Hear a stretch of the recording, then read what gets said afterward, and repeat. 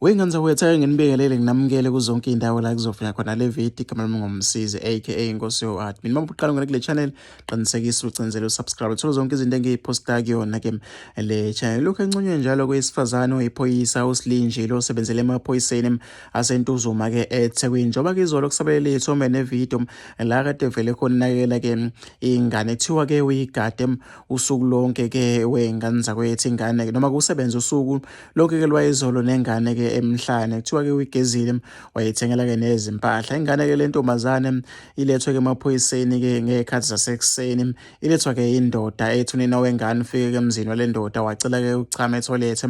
Ithe indoda-ke mayibona engaphuma ethoyilethe mayithi iyobheka kudala-ke ebalekile wayishiya-ke ney'ngane. Uma-ke uyifanisa ingane kuthiwa-ke phuthuma khona-ke emaphoyiseni.